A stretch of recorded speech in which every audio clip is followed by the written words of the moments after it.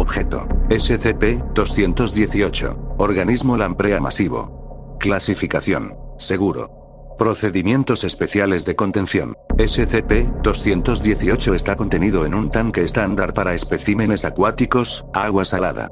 La mantención del tanque debe ser efectuada únicamente por un dron remoto.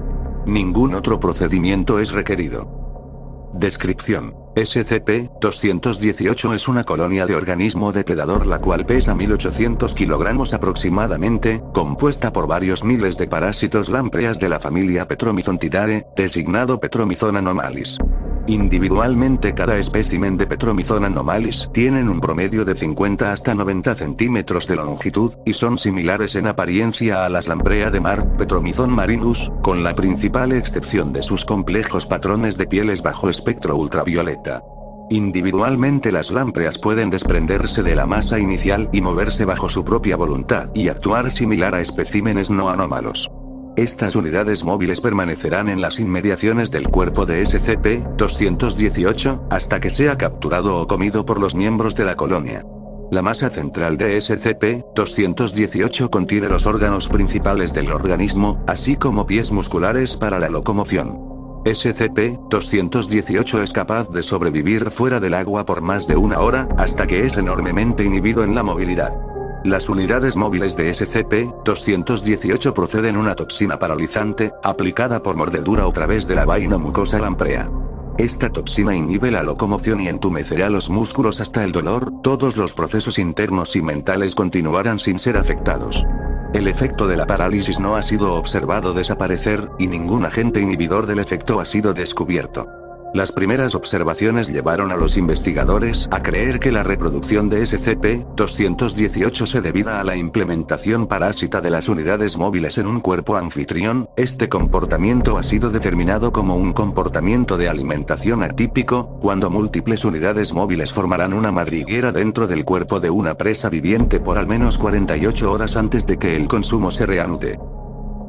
Apéndice 01. Examinaciones físicas de SCP-218 poco tiempo después de su contención revelaron que la masa principal contiene varios objetos extraños preservados dentro de la cavidad del cuerpo principal. SCP-218 fue removido de su tanque de contención y tranquilizado para permitir la cirugía. Los objetos removidos de SCP-218 son 33 perlas, de un promedio de 3 centímetros de diámetro. Los agujeros perforados a través de cada una indican que fueron previamente parte de un colgante. Una figura de delfín tallada de coral suave. 2 bracetes de oro. 4 pinches para el pelo de hueso. Una peineta de caparazón de tortuga. Una figura de hueso de SCP-218. Muestras signos de desgaste por manipulación. Un esqueleto humano, perteneciente a una niña pequeña de aproximadamente entre 4 a 6 años de edad. El esqueleto era consistencia similar a la tiza, y tenía incrustado 135 perlas. Escápula, posiblemente perteneciente a un ciervo rojo, grabado con 3 figuras humanoides, 2 adultos y un niño. Presuntamente el sujeto y sus padres. Ambos esqueletos y artefactos datan aproximadamente del 7500 a.C., los cuales no pertenecen a ningún grupo neolítico de la región donde fue recuperado. Apéndice 02. El comportamiento de SCP-218 se volvió significativamente más agitado luego de extracción de los objetos anteriormente mencionados. La entidad reiteró golpear la pared del recipiente e intentó escalarlo.